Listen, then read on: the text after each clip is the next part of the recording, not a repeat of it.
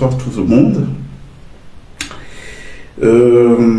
J'ai voulu qu'on se parle ce soir, j'ai souhaité qu'on se parle ce soir sans l'imposer, parce qu'il faut en toute chose faire preuve de beaucoup d'humilité. Nous ne détenons pas la science infuse, nous avons une part de la vérité. La problématique que rencontre notre pays est la suivante, c'est que le gros des problèmes que nous rencontrons tourne autour de l'ignorance. Les masses populaires chez nous, dans notre pays, la plupart du temps ne sont pas toujours très au fait de ce qui se passe au Cameroun et même de ce qui se passe dans le monde. Et il est difficile de prendre son destin en main sans avoir l'information stratégique, sans savoir exactement quels sont les enjeux et comment se positionner dans ces enjeux. Ce qui arrive souvent quand on est donc ignorant, c'est qu'on est comme le papier qui est pris dans le tourbillon du vent. Donc quand le vent souffle à gauche, on va à gauche, le vent souffle à droite, on va à droite, on n'arrive pas à définir une trajectoire personnelle. Et donc moi j'ai décidé d'en faire un sacerdoce, de faire un retour d'expérience avec les miens, en tout cas de partager une part de ce que je sais. Parce que contrairement à ce que peuvent croire beaucoup de gens, quand on a mon profil, on ne peut pas être dans la jactance gratuite. On parle de manière raisonnée. Vous pouvez imaginer que quelqu'un comme moi sait beaucoup de choses et que je ne dis peut-être qu'un petit tiers du nombre de choses que je sais. Pourquoi ? Parce que ça peut engendrer des dommages collatéraux pour des tierces personnes qui sont mêlées à ces affaires et qui n'ont particulièrement rien fait. Et il se trouve que ces personnes, la plupart du temps, ne sont pas les seules à porter leur nom de famille. Ils ont des enfants, ils ont des femmes, ils ont. Et ça fait que voilà, si on peut leur créer du tort directement, mais aussi indirectement, on peut créer du tort aux gens qui sont liés à eux, à leurs intérêts. Et donc, on est obligé d'avoir la parole rare et, j'allais même dire, la parole prudente. Voilà, parce que sinon, allez, on commence à tout déverser et puis ça peut être dangereux pour les équilibres, même de nos jeunes nations qui sont fragiles. Mais il y a quand même quelque chose que nous ne pouvons pas taire, parce que là, il y va de l'avenir de notre pays en tant qu'entité, avec nous tous. Et donc, il est important de temps en temps de partager avec les nôtres ce qui se passe et qu'ils comprennent les non-dits derrière tout ce qui peut être officiel, déclaration officielle, derrière tout ce qui peut être disparition des gens sans que ça ne soit expliqué réellement. Bref, il faut que les uns et les autres soient tenus au courant des choses qui se passent. Bon, aujourd'hui, j'ai voulu qu'on parle, j'entends dire beaucoup ces derniers temps, vous savez, le RDPC, c'est cette machine ténébreuse construite autour des frères des ténèbres, la très médiocre maçonnerie camerounaise, entre autres, parce qu'elle n'est pas seule. Je parle bien de médiocre maçonnerie camerounaise. C'est très important d'appuyer pour dire que c'est une exceptionnalité, peut-être pas qu'au Cameroun, mais dans plusieurs pays africains francophones. Donc c'est un parti qui, depuis 1982, non, il n'est pas né en 82, le RDPC, il est né en 86, je crois, ouais. Puisqu'il y a eu un congrès à Bamenda et je crois que c'était le congrès fondateur. Avant, c'était l'UNC. Donc, bref, depuis sa naissance, il y a bientôt une quarantaine d'années, je crois que c'est l'année prochaine, normalement, que le RDPC devra fêter ses 40 ans d'existence, si les souvenirs sont bons. Sinon, vous pouvez me corriger pendant qu'on est en direct, parce que le but du jeu, c'est pas de donner des informations erronées. Donc, depuis sa naissance, il y a une quarantaine d'années, c'est un parti qui a offert aux Camerounais que de la souffrance, que du malheur, une dégringolade Il y avait une belle trajectoire qui était amorcée. Bref, ces gens nous ont montré un seul talent, c'est le talent de destructeur. Et quand je le dis sans être politique, sans être partisan. Je donne mon sentiment, qui est d'ailleurs très peu une opinion, mais très factuelle, qui est plutôt des faits. Je dis les choses telles qu'elles se sont passées. C'est un parti qui a trouvé qu'on était dans un pays qui avait amorcé un décollage. On avait une agriculture prometteuse, on avait un tissu d'entreprise, d'industrialisation aussi prometteur. Mais ce qui s'est passé, c'est que ça a été patatras, quoi. Tout a été détruit en presque 40 ans bientôt. Rien de bon n'a émergé. Mais ça, c'est pas le plus dur, en fait. C'est pas le plus dur, ce que ces gens-là nous ont fait perdre en termes de biens matériels.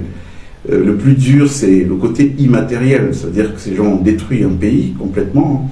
Aujourd'hui, il n'y a plus de valeur.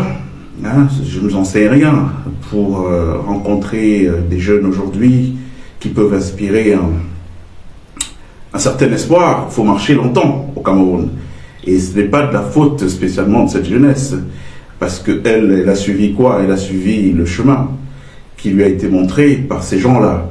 Hein, je les appelle ces gens-là parce que, en toute honnêteté, j'ai du mal à retenir toute l'abjection que ça me suscite de savoir que des gens soient aussi peu bien intentionnés vis-à-vis de leur pays. Donc j'ai un phénomène de répulsif et même de rejet toutes les fois que j'évoque cette formation politique-là. Me dire que les gens sont autant méchants au point de détruire leur pays, les acquis, et détruire la population des pays.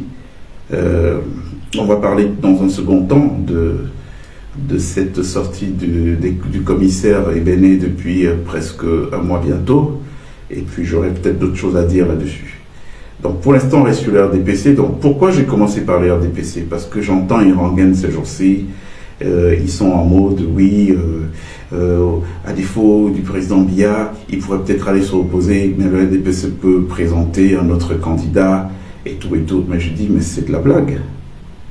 C'est de la blague. C'est-à-dire que ce qu'il faut au Cameroun aujourd'hui, demain, et peut-être pour les 30 prochaines années, c'est plus de RDPC du tout. Il faut que les choses soient très claires. Parce qu'on serait dans une hypocrisie crasse de penser que le bilan catastrophique, désastreux du RDPC aujourd'hui n'est que l'œuvre que de Paul Biya. Non, mais c'est l'œuvre de Paul Biya & Co.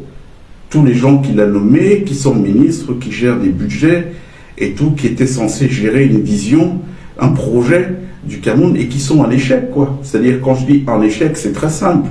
Est-ce qu'il y a de l'eau au Cameroun pour tous après 40 ans? Non. Est-ce qu'il y a de l'électricité pour tous au Cameroun après 40 ans? Non. Hein? Alors, ça, ce sont des basiques. Est-ce que les Camerounais, aujourd'hui, ont accès à l'ascenseur? Est-ce qu'il y a même un ascenseur social? Non. Est-ce qu'on a encore des mœurs, des valeurs? Non. Alors, qu'est-ce que ces gens ont bâti? Rien. Tout ce qu'ils ont fait, c'est détruire ce qui existait. Et donc, je trouve ça vraiment fort de café qu'on soit en 2025 en train d'imaginer un seul instant que le RDPC pourrait nous présenter un autre candidat au cas où le président Biya, alors il ira en retraite. Ça, qu'il le veuille ou pas, on le forcera à rester en Vomeka. Voilà, c'est sa place là-bas, parce que je ne sais pas qu'est-ce qu'il peut apporter au Camerounais de plus qu'il n'a pas apporté en 43 ans, bientôt. Mais ce qu'il faut aujourd'hui relever, et j'invite les uns et les autres, tous nos frères, à être dans la vigilance maximale, c'est qu'il ne faut pas laisser passer cette arnaque. Que le RDP se positionne demain avec un candidat ou je ne sais pas moi quoi, comme étant une solution alternative à ce qui existe, à ce qu'ils ont créé eux pendant 40 ans. Mais c'est de la blague. C'est un parti qui doit tout simplement disparaître et partir avec son chef, puisque de toutes les façons, ils se sont construits sur quoi? Ils se sont construits sur, dès que vous voulez tendre le micro à un moindre responsable du Cameroun et tout, qu'est-ce qu'il fait en premier? Il prend un grand portrait de Paul Biya, il le met derrière lui avant de parler. Et toutes les deux phrases qu'il prononce, c'est comme le chef de l'État nous l'a dit. Bon, alors, donc, s'il est acté que ce chef de l'État doit partir, il doit partir avec toute cette racaille-là. Je ne sais pas si je me fais bien comprendre. C'est-à-dire que cette racaille n'a plus le droit de citer, en tout cas dans les affaires politiques du Cameroun, pour un long temps. Si c'était des gens qui étaient mus au moins par l'amour du pays, parce que je vous démontrerai tout à l'heure pourquoi ils ne sont pas mus par l'amour du pays, parce qu'ils font allégeance à d'autres choses, ils ne font pas allégeance au Cameroun pour servir le Cameroun. Ils font allégeance à des entités néfastes qui sont tapis dans l'ombre, et ce sont ces entités ténébreuses, lucifériennes, satanistes, aujourd'hui qui leur dictent l'agenda. Donc vous faites ça, vous ne recrutez pas les bons, vous vous arrangez à ostraciser tous ceux qui peuvent être porteurs de solutions pour le développement du Cameroun, vous faites tout pour qu'ils partent, qu'ils quittent le Cameroun. Ils ne doivent pas être là. Et ceux qui sont là, qui vont s'entêter à rester là, ben, qu'est-ce que vous faites? Ben, vous les féminisez. Voilà. Vous les féminisez en les couchant, hein, comme c'est là-bas, donc les hommes émasculés qui se retrouvent à subir la petite sodomie et qui fait d'eux des gens qui ne peuvent plus jamais l'ouvrir. Ah oui, parce qu'ils sont tenus au chantage permanent de la vidéo, hein, de la sextape de leur humiliation et la sextape du rituel de soumission. Donc ils peuvent pas, ces gens-là, ils ne peuvent pas être au service du Cameroun. Il faut que les choses soient très claires. Ils ne peuvent pas être au service du Cameroun. Donc ces gens, de toutes les façons, moi ce que je voulais dire, quand je pose la question de savoir, un autre candidat du RDPC que Biya, je dis c'est une mauvaise idée. En réalité, ce que je voulais dire, c'est que ni Biya, ni personne du RDPC, en tout cas tel qu'on connaît ce parti aujourd'hui, n'a le droit de venir parler des affaires d'avenir du Cameroun. Ces gens sont restés là pendant 40 ans, plus 43 ans. Qu'est-ce qu'ils ont fait? Rien. Est-ce que vous avez entendu dire qu'il y avait même une aile progressiste ou une aile réformiste, des réformateurs dans le RDPC? Bon, si ces ailes existent, qu'est-ce qu'elles ont proposé? Moi, je veux voir. Elles n'ont rien proposé, donc il n'y a pas eu ni des réformateurs, tous, donc en conclusion, sont satisfaits de leur bilan, hein, du terrible malheur qu'ils ont créé dans la vie du Cameroun, de notre pays, et les Camerounais, donc ils sont tous satisfaits de ça. Bon, eux, ils sont satisfaits de ça, mais on n'est pas satisfaits de ça, donc on n'a pas à discuter avec des gens qui sont satisfaits du malheur, pendant que nous, c'est le bonheur qu'on recherche. Moi, je vous le dis, et j'appelle réellement à la vigilance des uns et des autres. Vous savez, le problème que nous avons, que ce soit au Cameroun, que ce soit de manière générale en Afrique, c'est qu'en réalité, l'histoire se répète toujours à nous. Et pourquoi l'histoire se répète à nous? C'est parce qu'on oublie souvent d'interroger le passé pour comprendre le présent et mieux envisager l'avenir. Vous voyez, interroger le passé pour comprendre le présent, pour mieux envisager l'avenir. C'est très important. Donc, il ne faut pas perdre de vue, dans ces périodes-ci, où il y aura une suroffre de communication, où chacun viendra raconter sa part de messe et tout, il ne faudra pas perdre de vue que c'est l'antéchrist qui vous parle. C'est-à-dire que ces gens-là qui vont venir vous dire oui, mais non, on peut faire telle chose, on peut faire telle chose, ils étaient déjà là. C'est l'antéchrist. Qu'est-ce qu'ils ont fait en 43 ans? Et qu'est-ce qu'ils n'ont pas fait qu'ils peuvent faire aujourd'hui? Il faudra vous poser cette question, c'est très important. Donc pour moi, RDPC out. C'est des gens qui ne doivent pas parler, c'est-à-dire même par humilité, ils doivent la fermer définitivement, au moins pour les 20-30 prochaines années. S'ils avaient été des gens qui étaient mus par l'envie de faire quelque chose pour le Cameroun, au moins même les réformateurs, les progressistes, tout ce que vous voulez, des ailes se seraient créées au sein du RDPC, en faisant même émerger de manière sournoise des formations politiques dans lesquelles ils s'engouffraient aujourd'hui. Ça n'a pas été le cas. Ça veut dire qu'ils étaient satisfaits à 100% des choses telles qu'elles sont en train de se passer. Alors, les Camerounais ne sont pas satisfaits à 100% des choses. Bon, à moins, quand je dis les Camerounais, vous enlevez ceux qui sont émasculés, même si tous ne sont pas contents de leurs conditions. Nous savons ce qui se passe. Et ce que je veux dire ici, c'est que la plupart du temps, quand on évoque ceux de nos frères qui ont dû faire allégeance sous contrainte à ces entités, il n'est pas du tout dans notre idée de les ostraciser, de se moquer d'eux. Non, on ne se moque pas des gens. C'est un très grand malheur. Quand un père de famille, quand un jeune se retrouve à être couché sans ménagement, pourquoi? Tout simplement parce qu'il voulait faire bouillir la marmite, rentrer à la maison, donner à manger à madame, aux enfants, ou alors un jeune tout simplement se construire sa vie. Donc il est hors de question qu'on se mettre dans une posture moralisatrice ou bien une posture moqueuse. Non, non, non, il ne faut pas se moquer. C'est des gens qui ont subi un malheur. La plupart de ces gens sont dans l'incapacité de parler. Donc il y a un double malheur. Suppliciés dans leur chair et tenus au chantage sur la langue. Donc tu ne peux pas parler. La preuve, observez très bien au Cameroun qu'il y a très peu de gens qui sortent de l'omerta pour dire, bon voilà, j'ai subi ça. Pourtant on sait. Ce n'est un secret que pour ceux qui ne veulent pas voir. Mais on sait exactement ce qui se passe au Cameroun avec la bénédiction de Paul Biya. C'est-à-dire qu'il ne faut pas... Nous, on n'est pas de ceux qui disent que lui, il est un saint, pendant que les gens autour de lui sont des satans. Ça n'existerait pas. De vous à moi, vous pensez que Paul Biya serait président du Cameroun depuis 43 ans s'il avait des collaborateurs qui font ce qu'ils veulent? De vous à moi. Donc c'est une grosse arnaque. On est dans quelque chose de l'ordre, à la limite même de la moquerie, faire croire aux gens que toutes ces conneries qui existent dans notre pays existent malgré le président, parce que lui ne veut pas ça. Mais non, non, c'est un système qui est organisé, nous le savons, c'est ce qui se passe. Hein. Et quand vous voyez déjà qu'au sommet de l'État d'un pays comme le Cameroun, les gens n'ont pas de parole d'honneur, c'est-à-dire vous allez arriver, on va vous promettre tout ce que vous voulez, vous travaillez, après on ne vous paye pas, et puis pour ne pas vous payer, on vous met dans un truc où le président va vous signer un papier, hein, non, non, non, payez-le, il vous signe un papier, donc vous vous en organisez, j'ai une signature présidentielle, sauf qu'en signant le papier, il a mis des codes ou il n'a pas mis des codes qui veulent dire non, ne le payez pas. C'est-à-dire qu'officiellement, je signe pour qu'il soit payé, mais officieusement, le message que j'envoie à mes collaborateurs, c'est ne faites rien du tout. Vous comprenez? Donc quand on est déjà dans un pays où, à ce niveau de l'État, on a des comportements de racaille, vous pouvez bien vous imaginer qu'il n'y a rien à attendre de ces gens-là. Donc pour moi, pour sortir sur la question du RDPC, il est hors de question d'abord que le président Biya envisage de faire quoi que ce soit. Il doit aller en retraite cette année 2025, qu'il le veuille ou pas, parce que de toute façon c'est l'avenir du Cameroun en tant qu'entité politique et administrative qui est en train de se jouer. C'est-à-dire que quand ils vont vouloir forcer comme ils le font, bon, on verra bien. D'accord? On verra bien. Vous savez, personne n'a le monopole de la violence. Ces gens-là, ils ont maintenu les Camerounais sous une violence féroce pendant beaucoup d'années.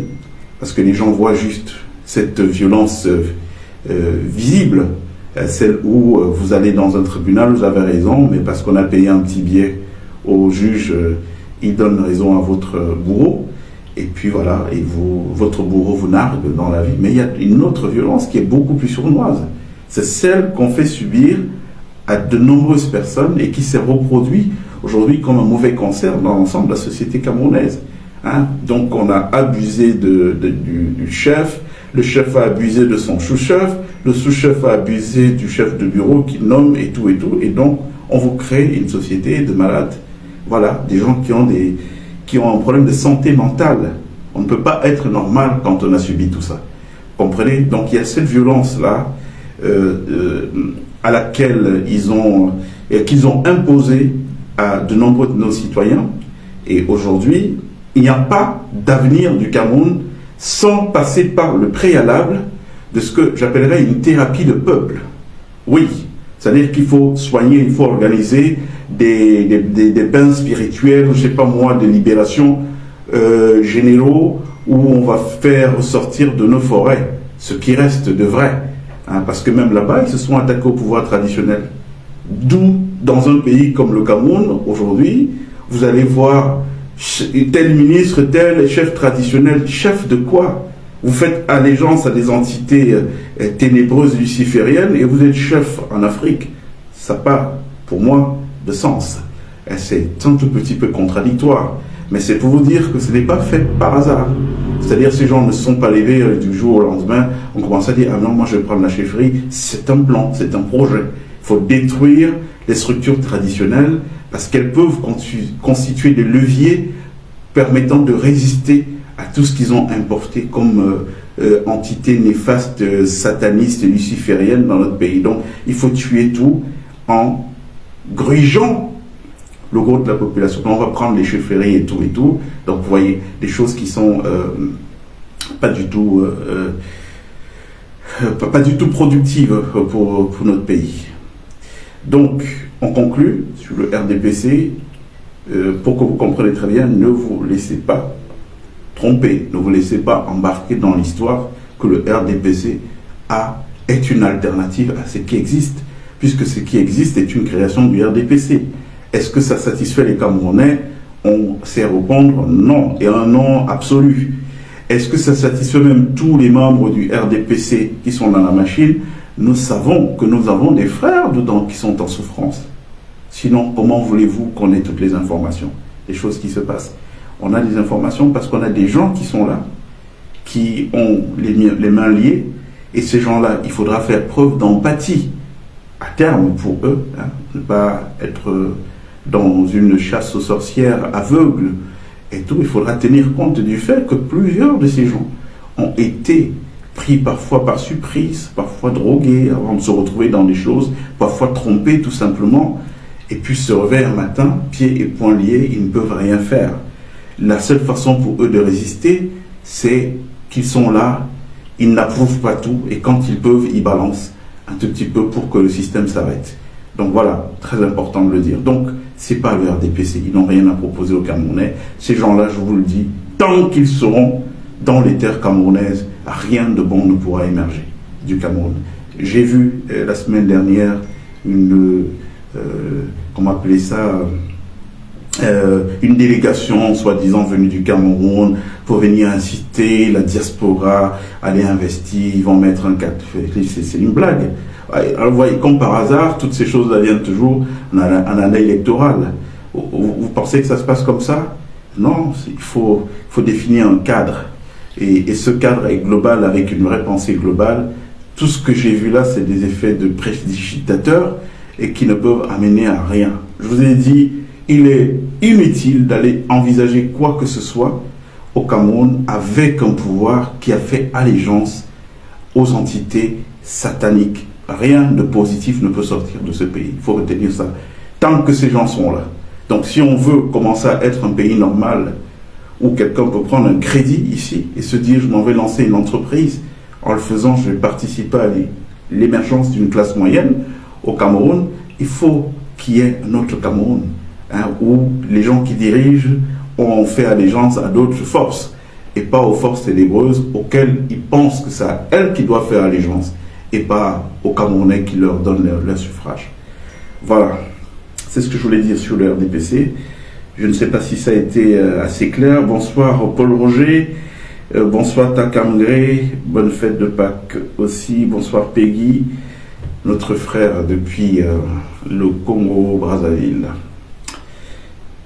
Hier, nous l'avons appris, la disparition d'un de nos frères, Patrick Sapak.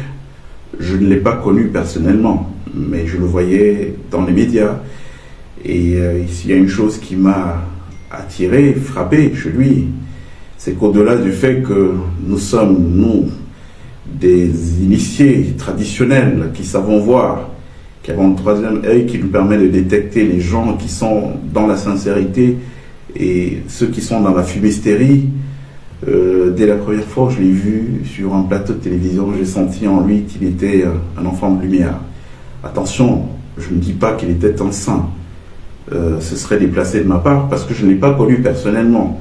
Ce dont je parle, c'est de son œuvre publique, en tout cas de sa prise de position, de ses convictions, du combat qu'il a mené pendant de nombreuses années jusqu'à la fin de sa vie, puisque il m'a été rapporté que récemment il a lancé un mouvement à l'est du Cameroun visant à faire partir le régime au pouvoir actuel là, et qu'il était bien portant jusqu'à hier au moment où on a annoncé sa disparition.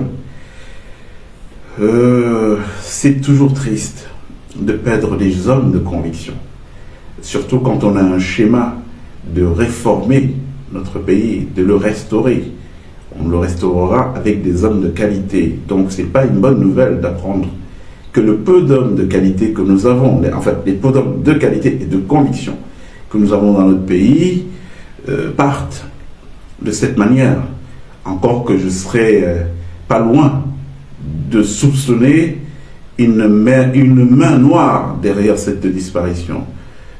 Pourquoi? Parce qu'il y a beaucoup d'autres informations, mais que je vous donnerai ultérieurement, pour ne pas mettre en danger des personnes. Mais je sais que la région dans laquelle sa région d'origine, donc l'Est du Cameroun aujourd'hui, est gangrénée par quelque chose de très dangereux. Et gangrénée par un profil de gens dans ce gouvernement-là qu'il va falloir neutraliser parce qu'ils sont dangereux, pire que la peste. Donc moi, ça ne m'étonnerait pas qu'il y ait une main noire derrière cette disparition, sachant la réalité de ce qui se passe là-bas, dans cette région-là, et notamment de toutes les personnes qui sont justement portées au pinacle, comme par hasard, par ce président Biya, qui passe pour un saint, et qui pour moi est loin d'être un saint. C'est quelqu'un qui a été dans le déni de sa parole tout son parcours durant. Tenez, je me souviens d'une de ses interviews. Il disait, oui, pour moi, le Cameroun, je veux un état de droit, la démocratie, la prospérité. Est-ce que le Cameroun est un état de droit? Non. Il vous faut quoi comme preuve?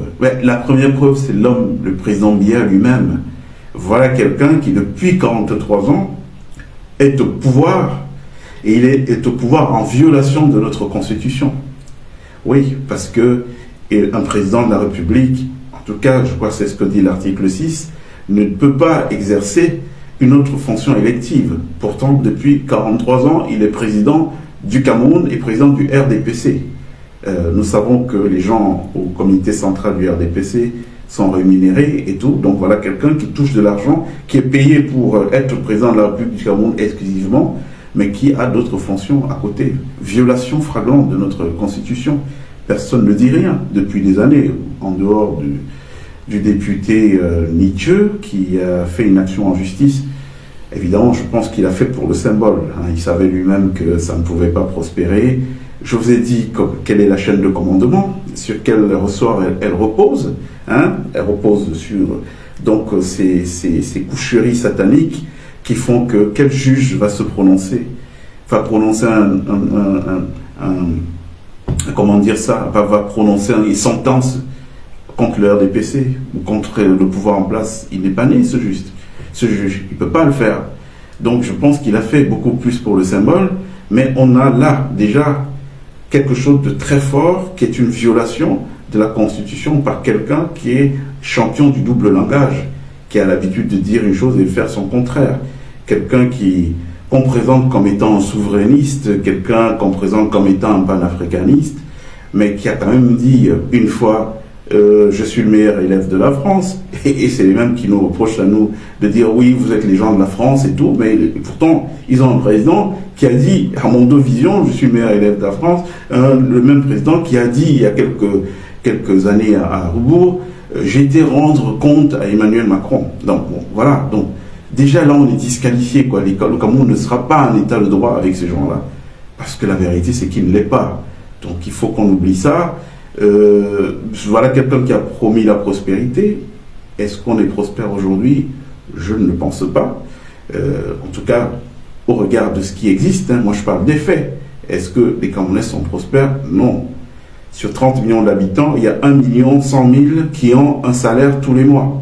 Sur 30 millions, 1,1 million ont un salaire tous les mois, à peu près 3% de la population.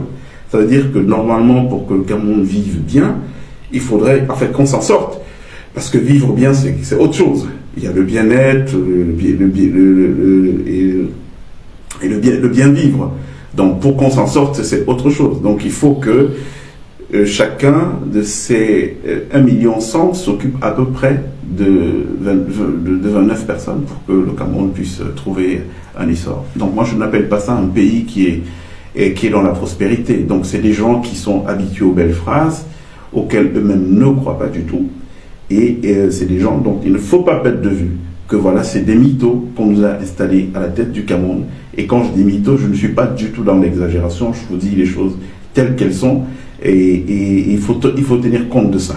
Dans toute la messe qui va être dite les prochains jours, en tout cas si on y arrive, toute la messe qui va être dite les prochains jours, il faut que les gens tiennent bien compte de que nous avons face à nous des gens qui sont des gens indignes, Et ce qui renforce leur indignité, c'est l'âge de ces gens. Vous savez, moi, quand j'étais gamin, j'ai passé quasiment toutes mes vacances avec les grands-parents. Donc j'ai été dans le sillage des rois, des machins, et j'ai vu ce que c'était vieillir. Quand on vieillit en Afrique et qu'on se rapproche vers le grand départ pour retrouver les ancêtres, on a tendance à bonifier sa personne. Mais vous voyez aujourd'hui ce que nous avons dans notre pays. Ce que nous avons dans notre pays, c'est des gens qui n'ont pas du tout ni de classe, ni même de respect pour eux-mêmes quand vous regardez comment ils fonctionnent. Mais ni de respect pour eux-mêmes qui passent leur journée, leur temps à mentir, à raconter des conneries, à faire des horreurs. Oui, des horreurs, parce que ce n'est pas nous qui en parlons. Hein. Quand on entend un type comme le professeur Emono Njana, un homme brillant, un sujet brillant, qui est allé se perdre dans le RDPC, vous dire lui-même qu'il aura passé toute une carrière exceptionnelle, parce qu'on s'accorde tous à dire que c'est un sujet brillant, sans avoir jamais eu un seul poste. Et quand on lui pose la question, et pourquoi vous n'avez jamais eu un poste, en tout cas quand les naïfs lui posent cette question, parce que nous autres, nous savons ce qui se passe, il répond lui-même que non, moi j'ai pas voulu adhérer à certaines obédiences, à certaines réunions bizarres de la nuit, moi j'ai pas voulu, un tel vous dit, moi j'ai pas voulu coucher et tout. Donc des gens comme ça font vivre des horreurs au Cameroun, ils sont des horreurs. Il faut retenir ce mot-là. Alors, donc pour clore avec l'histoire de Patrick, je vous disais que je reviendrai, parce qu'il y a quelque chose de très très dangereux qui sévit dans cette province de l'Est du Cameroun, et les responsables, ils sont identifiés, hein, très très clairement. C'est des gens que vous voyez hein, tous les jours, qui sont dans ce gouvernement-là, qui sont portés au pinacle d'ailleurs. Donc la prime c'est celui qui sera le plus, le plus meurtrier, le plus assassin, c'est lui qu'on va mettre en avant. En tout cas, ces gens-là, ils sont fidèles à leur valeur, à leur pratique, à leur méthode. Donc je vous en parlerai, mais je pense que, et je pense pas que ce soit juste une opinion, qu'il y a une main noire derrière, parce qu'il y a trop de gens qui meurent de manière bizarre au Cameroun, et ça ne va nulle part. Nulle part, il n'y a pas d'enquête, mais qui va enquêter? Le commissaire, qui est tenu lui-même par la loge, il va enquêter pour dire quoi? Il va faire une enquête impartiale, objective, alors que ses frères de loge sont mêlés. C'est compliqué. Ça peut pas prospérer. Et donc, je me souviens qu'il y a un vieux qui m'a dit un jour, parlant du Cameroun, il m'a dit, attention fiston, votre président là, c'est un vieux Camerounais, hein, c'est pas un type d'ailleurs, il est comme la cendre qui avale le petit poussin. Il est comme la cendre qui avale le petit poussin. Sous-entendu, je sais pas, pour ceux qui ont une culture un peu rurale, bon, nous on est des enfants de la terre, hein, la ruralité je la transpire, j'ai vécu, je connais la terre, je connais le goût du manioc. Donc pour ceux qui allaient au village, ils savent que parfois quand on avait fini de défricher un champ et qu'on mettait le feu pour brûler les mauvaises herbes, ces mauvaises herbes pouvaient brûler plusieurs jours et elles laissaient un tapis de cendres blanches. Et ce tapis de cendres blanches était apparemment inoffensif en haut, c'est-à-dire vous voyez ça, vous dites bon allez, les herbes ont déjà brûlé, il n'y a rien, mais parfois vous pouvez tremper le pied à l'intérieur et c'est quand vous trempez le pied que vous vous rendez compte que non, les braises continuent à bouillir en bas. Et donc plusieurs mères poules ont perdu leur poussin, hein, petit moment d'égarement, le poussin se retrouve dans cette cendre-là et il est aspiré par la cendre. Donc voilà l'image qu'a utilisé un vieux en Afrique pour décrire le président. Il m'a dit attention fiston, ton père là, il est comme la cendre qui avale le petit poussin. Donc je mets ça en perspective avec tout ce qui se passe. Parce qu'on ne peut pas être du jour au lendemain, dès qu'il y en a un qui se lève, qui a des couilles et qui dit des choses qu'ils veulent faire, et puis vous apprenez que non, il est mort bizarrement, et puis ça ne va nulle part. La plupart du temps, les cas comme Martinez Hugo sont plutôt rares. Hein, c'est-à-dire que, oui, les gars, ils assument leur cruauté, et tout, la plupart du temps, ils le font en douce, quoi. Petite maladie, vous allez, il y a tout un système qu'ils ont mis bien maillé dans le Cameroun, et tout dans les hôpitaux, quand vous arrivez, ah c'est qui? C'est l'organe planeur, vous êtes tout de suite signalé en haut, bon, on en fait quoi? Bon, injectez-lui une dose forte de somnifères dont il ne va pas d'anesthésie, pardon, dont il ne va pas se réveiller, et vous apprenez, ah bon, il est parti là-bas, une opération a mal tourné, pourtant c'est un assassinat. Ça, c'est au Cameroun de manière régulière. Ça, je vous le dis, hein, on est dans le factuel. Donc, c'est pour vous dire que, pour parler de l'histoire de M. Sapak, je pourrais mettre ma main au feu sans crainte de me brûler, qu'il y a une main noire derrière, surtout sachant ce qui se passe dans cette province de l'Est depuis un certain temps. Je vous dis, j'ai des informations, mais pour l'instant, je ne peux pas vous en parler. On en reparlera beaucoup plus tard. Donc je voulais rendre hommage à ce jeune frère du Cameroun qui s'est battu comme il a pu. Ouais. Et c'est pas quelque chose d'anodin, se battre au Cameroun, dans cet environnement hostile où on vous affame, dont vous n'avez pas le minimum pour vivre, et puis on vous affame et on attend de voir, bon, il va crever de famine, il viendra s'agenouiller, ou il viendra baisser la culotte tout seul. Donc des gens comme lui, qui ont combattu ce combat sans se compromettre, en tout cas sans ne jamais se laisser déborder, ni sur leur droite, ni sur leur gauche, moi je leur tire mon chapeau, je me tire mon chapeau à Patrick Sapak, et l'engagement que je peux prendre aujourd'hui, à titre personnel, c'est que tous ces gens qui sont soit éliminés de manière directe, soit éliminés indirectement, parce qu'il y a plusieurs techniques pour tuer les gens. Parfois, simplement, on vous détruit socialement. Campagne de sabotage dans la presse qu'ils contrôlent, avec des jeunes affamés. Et puis, qu'est-ce qui se passe? Vous n'avez plus de vie sociale, vous ne pouvez plus gagner de marché et tout. Vous ne pouvez plus gagner de marché, vous ne pouvez plus rentrer d'argent chez vous, vous perdez votre famille, votre femme, vous commencez à dépérir et vous mourrez. Vous êtes une victime de l'État du Cameroun. Vous êtes un mort du Cameroun, tué par l'État du Cameroun.